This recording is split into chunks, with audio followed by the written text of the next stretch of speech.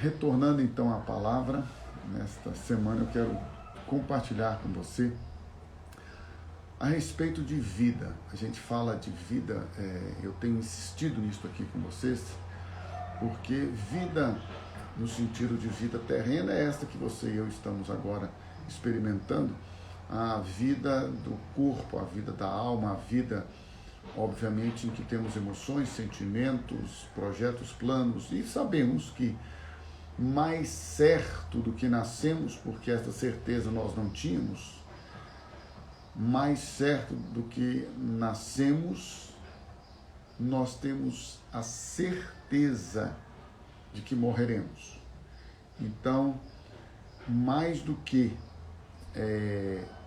aquela convicção, né, da vida em si, desta existência, penso eu, é a convicção que você e eu temos da nossa morte.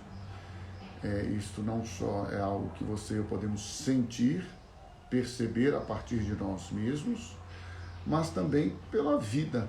Todos os dias nós vemos pessoas morrerem e, por vezes, pessoas que nós amamos, que estão ao nosso lado, que vivem conosco e caminham conosco. Então a morte é certa. Esta morte deste corpo aqui, ela já está determinada por Deus desde o Éden. É verdade que o homem foi criado para viver. Olha que interessante essa perspectiva teológica. Quando Deus criou o homem, ele o criou à sua imagem e semelhança. E Deus é um ser eterno. Então ele não criou o homem para a morte, ele não criou o homem para morrer. Deus criou o homem para viver em relacionamento, em comunhão com ele, com o Pai. Bom, o homem resolve então, dentro de uma proposta, ele recebe uma orientação, uma ordem, uma direção.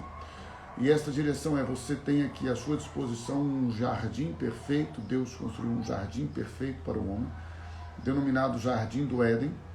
Este homem agora passa a habitar neste jardim para governar, para reinar, para administrá-lo, com todo o domínio e com toda a liberdade, porém com uma restrição, a restrição de não tomar do fruto da árvore do conhecimento do bem e do mal, que não é comprovado, e penso eu, obviamente, não é a maçã, ok?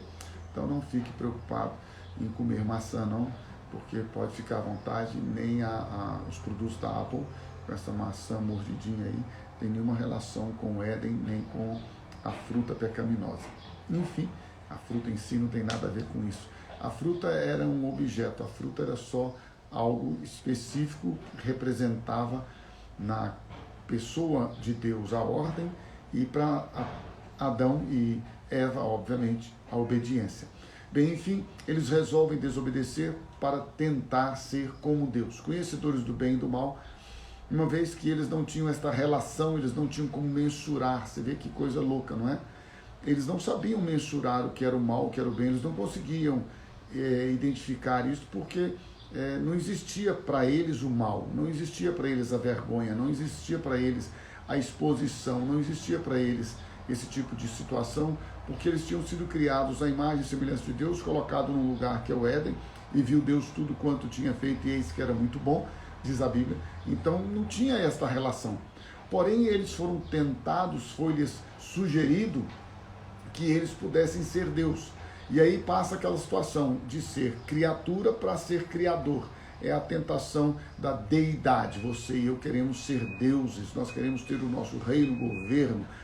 E isso é tão forte na vida do homem que você veja que em Israel, Deus sempre liderou a nação de Israel quando ele a escolheu para representá-lo sobre a face da terra, através dos profetas, ou seja, o profeta que é voz de Deus, o profeta que representa o próprio Deus.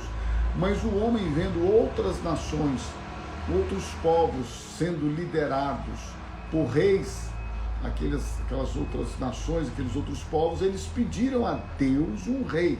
Então fica aqui registrado. Primeiro, Deus não criou o homem para morrer. Deus não criou o homem para que voltasse ao pó de onde foi formado. Segundo, só para você entender, essa perspectiva da deidade, de querer ser rei, querer ser Deus, querer ser como Deus, isso tornou-se intrínseco no homem de uma forma tão doentia tão forte, tão poderosa, tão natural, que ele agora, vendo outras nações que tem reis, eles querem um rei para si, apesar de terem a Deus como rei através dos profetas. E então, você sabe, começa a história com Saul, e aí a gente não é o tema de hoje em específico, mas só para você entender. Deus criou o homem para viver, Deus criou o homem para lhe dar vida eterna. Por quê? Porque do fruto da árvore da vida, olha que interessante, o homem poderia tomar e comer. Vou repetir para você. Do fruto da árvore do conhecimento do bem e do mal, ele tinha restrição. Do fruto da árvore da vida, Deus não colocou restrições, porque de tudo poderá.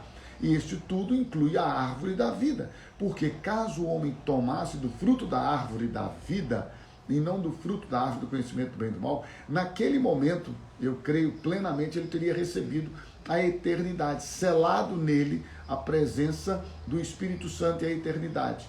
Porém, o homem toma outros caminhos, e estes caminhos que o homem toma agora afastam-no de Deus, isolam, separam o homem de Deus. Porque veja bem, o que separa o homem de Deus não é a religião, não é o ter ou não ter uma religião. Gente, nós temos que quebrar este conceito, esta ideia. Para você entender melhor, toda instituição que existe, igreja, comunidade da graça, metodista, batista, presbiteriana, católica, ou que sejam outras instituições que dizem, né, crer em Jesus ou cristãs, vamos colocar desta forma, todas elas são criadas, geradas, são instituídas por homens. A única igreja que Deus instituiu é a igreja que Cristo diz, eu edificarei a minha igreja. Esta igreja não tem denominação.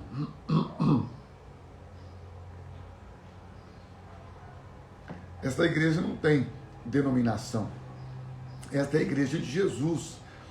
E esta igreja de Jesus, é importante você entender isso, ela não se denomina como uma religião.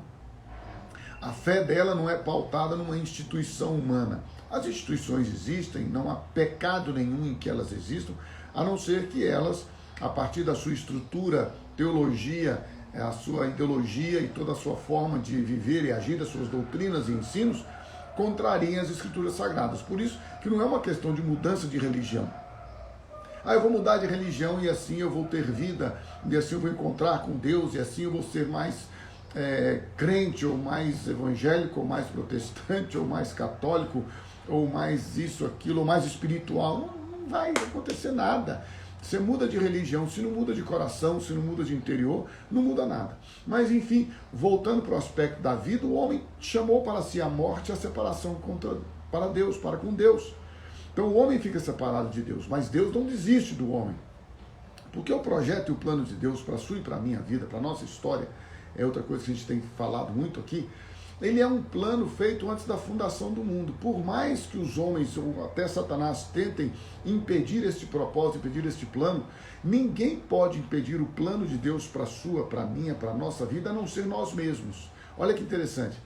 Deus, eu sei que às vezes você choca, né? Mas Deus, o diabo, nem nada neste mundo, nenhum ser humano, nenhuma força, nada pode impedir o plano que Deus fez para você antes da fundação do mundo. Pira a nossa cabeça porque nós somos limitados, não é? A gente é limitado, então a gente começa a entrar em crise intelectual, que a gente não consegue pensar como Deus. Eu gosto de pensar na questão da história da seguinte forma: você e eu vemos a história como um filme e ele vai passando. Deus vê a história como um quadro. Então não fica preocupado em entender a mente de Deus, não, porque você não vai conseguir mesmo. Vamos entender o que a Bíblia diz. A Bíblia diz que Deus criou o homem à sua imagem e semelhança. A Bíblia diz que o homem rebelou-se contra Deus em desobediência à sua palavra e tornou-se separado de Deus, vivendo para satisfazer os seus próprios instintos, vivendo para satisfazer os desejos da sua alma, da sua carnalidade. Isso é o que a Bíblia diz. Então vamos seguir a Bíblia. A Bíblia diz também que Deus não desistiu de você nem de mim, não desistiu de nós, e enviou o seu Filho Jesus para que todo que nele crer possa receber vida, vida eterna. Quando a gente fala de vida, quando a gente fala de eternidade, nós estamos só entendendo o quê? Que Deus está cumprindo na nossa vida o plano dele. Não é algo que você e eu estabelecemos por nossa vontade, o plano de Deus. Quem estabelece o plano, o propósito, foi Deus, já é Deus, ele não tem o que mexer. Agora, você e eu devemos agora, conhecendo o plano de Deus, aceitá-lo ou não. Olha que interessante, eu preciso ler as Escrituras com você, porque a Bíblia diz assim, Efésios 2, 4. Mas Deus, sendo rico em misericórdia, por causa do grande amor com que nos amou, e estando nós mortos em delitos e pecados, estávamos mortos em delitos e pecados. Essa era a nossa natureza, a nossa condição natural como homens, porque nós pecamos contra Deus e herdamos esta natureza de Adão. Por isso a Bíblia diz que por um só homem entrou o pecado no mundo, e pelo pecado a morte. Assim também, por um só homem, por um só ato de justiça, assim como por um ato de desobediência de um só homem entrou o pecado e a morte, assim também, pelo ato de justiça de um só homem, diz a Bíblia, entrou a salvação, foi estabelecida a justificação sobre nós. Este um só da desobediência, Adão, passou a todos os homens, e este um só de ato de justiça e de obediência é Jesus, que passa a toda a humanidade. Deus, sendo rico em misericórdia, com seu muito amor com que nos amou, estando nós ainda mortos em delitos e pecados, nos deu vida juntamente com Cristo. Pela graça sois salvos. Por que o apóstolo Paulo ele faz questão de dizer pela graça sois salvos? Por que ele nos deu vida e esta vida é pela graça? Para que você e eu possamos claramente entender que não somos nós que temos a capacidade de nos salvar. Você e eu não temos a capacidade de fazer algo para receber graça. Você já viu a expressão? Eu estou fazendo isso e aquilo para receber uma graça de Deus. Olha, eu entendo a questão coloquial, a cultural, eu entendo o propósito, a motivação, não estou criticando nada disso. Mas olha só, graça é favor imerecido. Graça é algo que você e eu recebemos sem merecer. Por isso a expressão de graça. Por isso que tudo que você recebe que não é graça. Então, você e eu não podemos fazer nada para receber a graça de Deus, porque senão deixa de ser graça. Aí já é mérito. Por isso que o apóstolo Paulo diz, a salvação é pela graça sois salvos. Deus nos salva, Deus nos transforma, Deus nos faz filhos dele. É a ação dele, é o poder dele. Então, Evangelho de João, capítulo de número 1, versículo 11, faz uma referência ao povo de Israel, à nação de Israel, e faz uma referência agora a toda a humanidade. Então diz assim, João 1, 11, veio para o que era seu, e os seus não o receberam. O seu aqui são a nação de Israel, são os judeus. Mas, versículo 12, a todos quantos o receberam, olha que interessante, você e eu temos a ação, a decisão de receber. Deu-lhes o poder de serem feitos filhos de Deus. Serem feitos, porque ninguém se faz filho de Deus. Porque se você e eu pudéssemos nos fazer filhos de Deus, seria mérito nosso. Olha só, eu fiz isto e mereço agora ser filho de Deus. Eu faço isto e posso ter o direito, e agora tenho o direito de ser filho de Deus. Eu faço isso e alcanço a graça de Deus. Então, quando você faz alguma coisa, você se torna merecedor. Por isso que a Bíblia diz que a única coisa, como eu disse aqui já, que pode impedir o poder de Deus e o plano de Deus na sua e na minha vida, somos nós mesmos. É importante enfatizar isso. Mas e a soberania de Deus? A soberania de Deus existe, mas ela não pode sobrepor ao nosso livre-arbítrio, porque senão isso contraria a sua própria soberania de nos ter criado como ele, com livre-arbítrio. Então nós temos o livre-arbítrio. Para quê? Para tomarmos as nossas decisões. Mas no quesito ser feito filho de Deus, ele nos faz filhos de Deus. Mas a todos quantos o receberam, ação nossa, atitude nossa, deu-lhes o poder de serem feitos filhos de Deus, a saber, aos que creem no seu nome. Esta é a perspectiva. Eu preciso crer, os quais não nasceram do sangue, nem da vontade da carne, nem da vontade do homem, mas de Deus. Então, o novo nascimento, segundo o próprio João fala com Nicodemos, um dos principais, um dos homens, um dos mais sábios daquela sinagoga dos judeus ali, e ele está diante de Jesus agora e fala: Jesus, eu sei que você é um mestre, eu sei que você faz os sinais que fazes, porque você procede de Deus, e fez uma apresentação, um elogio, obviamente, um reconhecimento à pessoa de Jesus, ao seu ministério. Mas Jesus disse para ele: Nicodemos, você tem que nascer de novo. Se alguém não nascer de novo, não pode ver o reino de Deus, não pode estar no reino de Deus, não pode habitar no reino de Deus. Nicodemos fica confuso, pergunta como é que pode ser isso, vai voltar ao ventre da mãe, não vai, ou seja, não tem nada a ver com reencarnação, não tem nada a ver com você ir e vir e voltar e ser aperfeiçoado e pagar um pecado que ficou para trás, não ficou. Toda esta doutrina pode ser válida para quem quer crer como doutrina de uma religião, de uma instituição, de uma ideologia, de uma filosofia, o que você quiser. Mas biblicamente falando, registre isso. Então agora você está falando mal de religião, falando mal de nenhuma religião, cada um vai prestar contas a Deus, cada um segue o que quer, cada um crê no que quer, isso é individual, cada um faz o que quer da vida, pode ser o que você quiser, a vida é sua, você e eu vamos prestar contas a Deus de forma individual, à luz das Escrituras Sagradas, gente. Porque se o cara é ateu, ele não crê em nada, não crê em Deus, não crê na Bíblia, não crê em nada, larga o homem, larga a mulher, deixa ele viver do jeito que ele quer.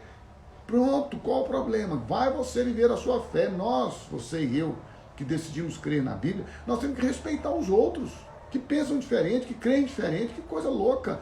A gente fica numa coisa parecendo que nós somos juízes. Nós não somos juízes de ninguém, meu irmão e minha irmã. Nós não somos os donos da verdade, não. Nós somos miseráveis, pecadores, reconhecemos isso, alcançados pela graça, misericórdia e bondade de Deus. Mas Deus, com o seu muito amor, com o seu muito amor que nos amou, Deus sendo cheio de misericórdia, diz a Bíblia, acabamos de ler o texto. Então vamos, no mínimo, por amor, respeitar as pessoas de acordo com a fé delas. Nós que queremos e decidimos crer na Bíblia, a Bíblia está dizendo que você e eu precisamos nascer de novo e que para termos vida, para sermos feitos filhos de Deus, nós precisamos crer em Jesus. Nós precisamos crer na palavra de Jesus. Então olha só, João 3,16 diz assim: porque Deus amou o mundo de tal maneira. Então aqui eu preciso parar e bater nisso direto, gente, porque há um conflito muito grande entre soberania de Deus e entre uma soberania que eu chamo de fatalista, determinada a escolher uns para o céu, outros para o inferno, e isso a gente trazer para um entendimento ridículo nosso, que não conseguimos entender nem a nós mesmos. Sabe o que eu acho interessante? A gente vive em crise existencial, né? A gente muitas vezes não consegue se entender, fica ali de crisezinha, e tal. Aí a gente que vive com crise existencial a partir da nossa própria existência, do meu ser, eu quero entender a mente de Deus. Olha só que bacana.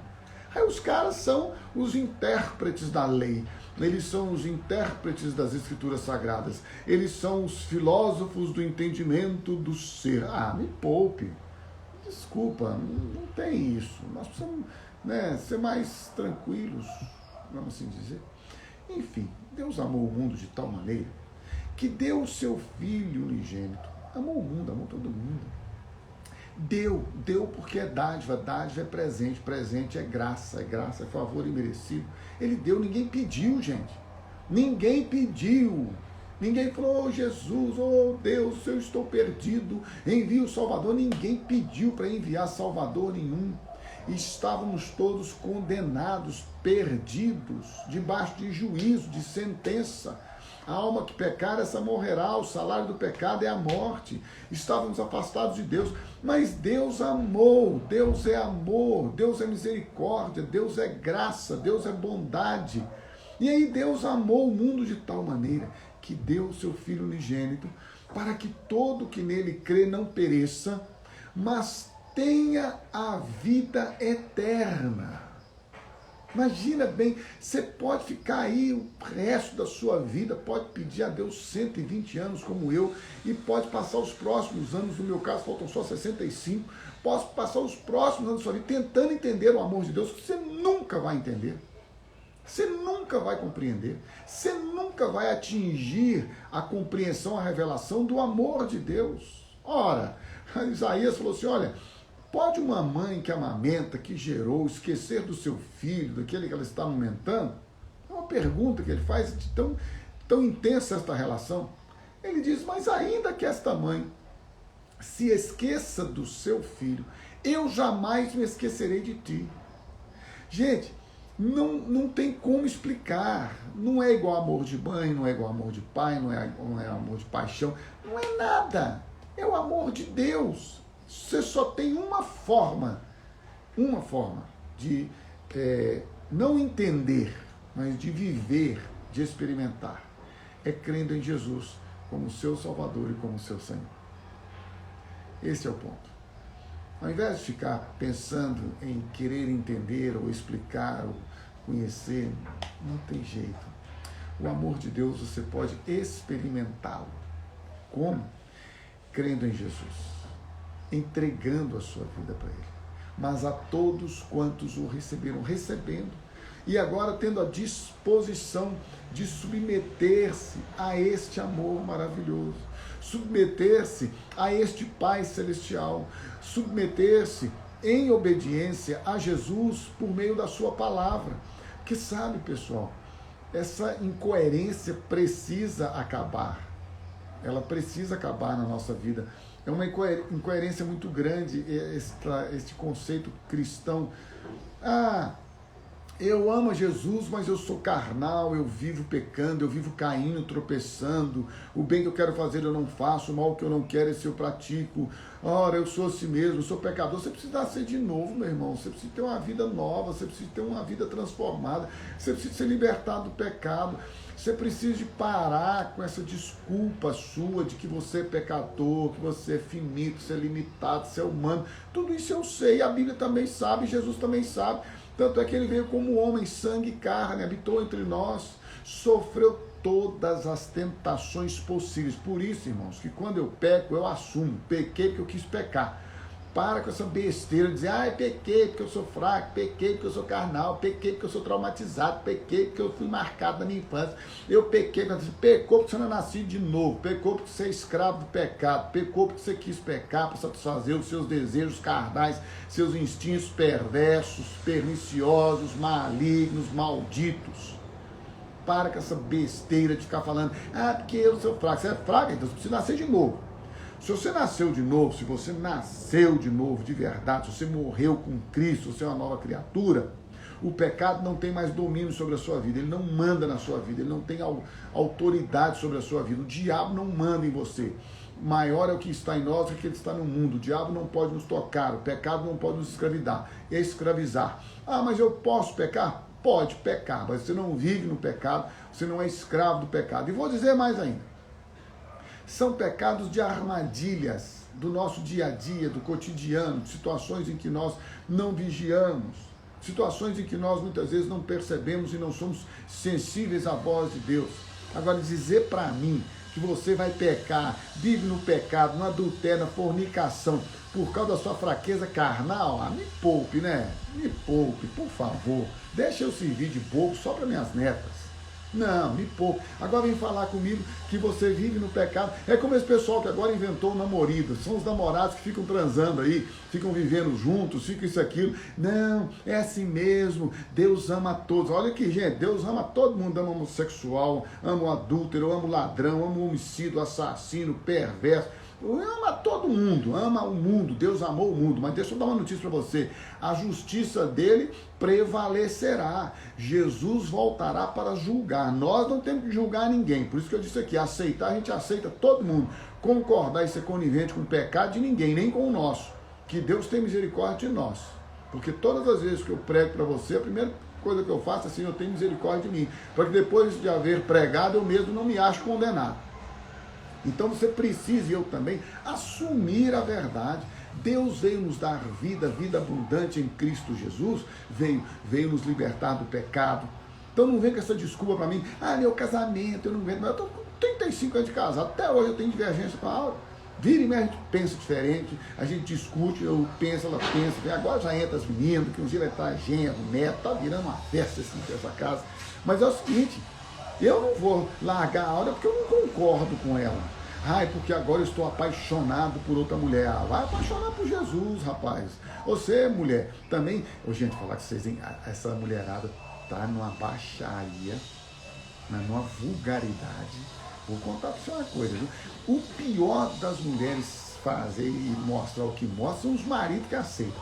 Que eu não aguento. Eu tinha um marido que vira e mexe e falava comigo, ei, pastor, eu falei, rapaz, você gosta. Sua mulher é um troféu, sua mulher é seu cartão de visita. Você fica expondo a sua mulher para os outros homens ver que você deve ser um cara muito jóia, muito legal e que tem uma mulher que você tem. Me poupe, rapaz. Sua mulher veste o que você deixa vestir. Sei lá. Bom, se ela for tão desobediente que não obedece você, você tá ruim, filho. O casamento está precisando de socorro urgente. Enfim, Deus ama o mundo. Deu o seu Filho Jesus para que todo que nele crer não pereça, mas tenha vida eterna. A vida eterna é a vida de Jesus em nós. É a habitação do Espírito Santo em nós. É a presença dele em nós. Vamos parar com esta hipocrisia de ficar falando que eu creio em Jesus, eu sou de Jesus, eu sou evangélico, eu sou cristão, eu sou crente, eu sou isso, e não viver em obediência. Meu Deus, gente, peraí, vamos ser pelo menos coerentes. Vamos ser sensatos, sóbrios. Percebe, gente? Sóbrios. Nós somos habitados pelo Espírito Santo. Nós temos o Espírito Santo. Nós podemos viver agora uma vida de coerência, de bom senso. Eu nunca disse que a pessoa não pode degustar uma bebida que contenha álcool. Seria hipocrisia da minha parte, porque a Bíblia diz que Jesus, ele tomava vinho. Agora, peraí, daí a se embriagar, daí a usar da liberdade que temos para escandalizar o Evangelho ou escandalizar os mais fracos, e não é só com bebida alcoólica não, meu irmão, é com qualquer atitude nossa. Nós devemos ser prudentes e vigiar em qualquer atitude do nosso vestuário, viu, irmãzinha?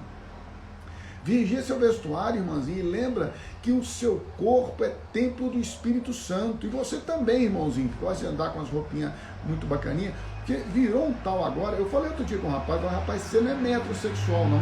Você é quilômetro sexual. Você já estendeu, você já está doente, meu filho, de tratamento. Que nós temos que parar com isso, gente, e entender que este corpo aqui, ele é a habitação do Espírito. Eu não vejo, eu não ouço coisas que possam trazer para dentro deste corpo contaminação, que eu vou entristecer o Espírito Santo. Não é porque eu não posso, porque eu sou puritaninho, porque eu sou bonzinho, porque eu sou santinho, não, pessoal. Peraí, esta boca não deve pronunciar palavras torpes. Não é porque eu não estou indignado ao ponto de, não, ele é tão bonzinho, a palavra dele, ele nem deve saber palavrão, sei todos os palavrões existentes e imagináveis.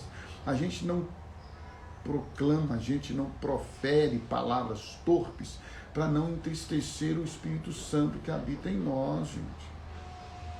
Isso é cristianismo, meu irmão. não é religião. Vamos parar com essa ideia de que eu sou um cristão e vivo em desobediência. Jesus, ele foi muito enfático nisso. Ele foi muito firme nisso. Eu vou ler para você. João 14, 21, Jesus disse assim: aquele que tem os meus mandamentos e os guarda, esse é o que me ama. Aquele que tem os meus mandamentos e os guarda, esse é o que me ama.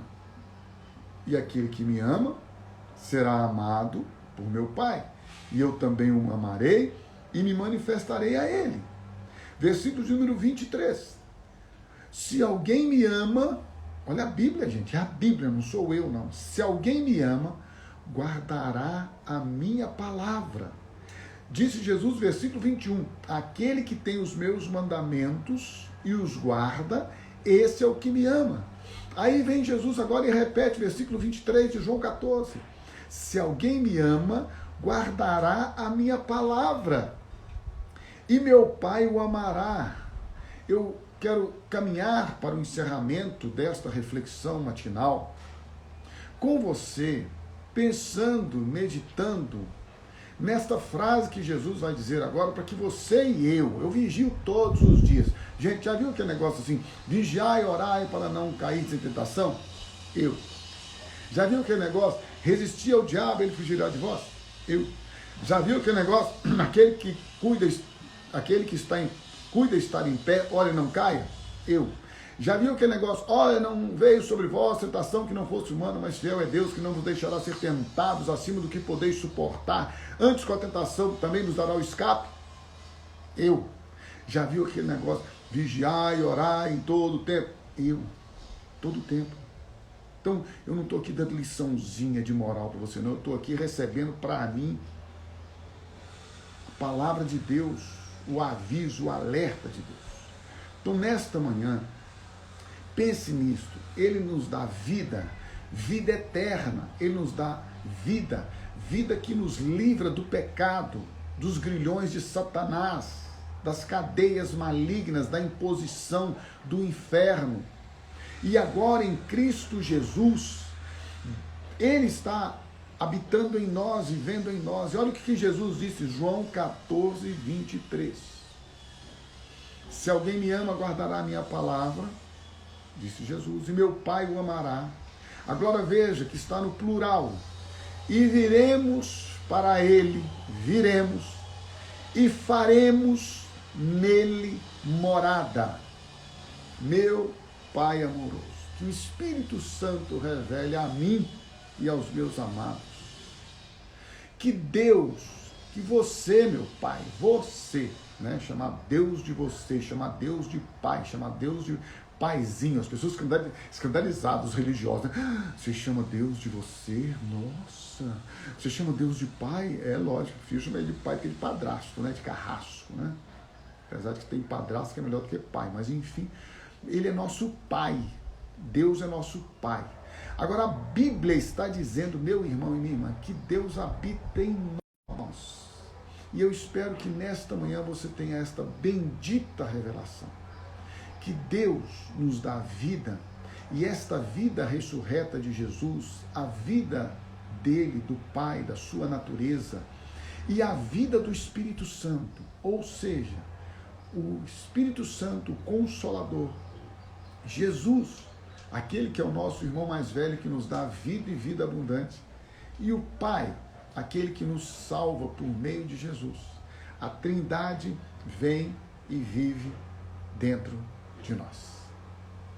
Vida, vida abundante, porque aquele que é a vida habita em nós. Que o Senhor te abençoe, que o Senhor te guarde, que o Senhor faça resplandecer sobre a sua vida nesta manhã e neste dia a glória dele.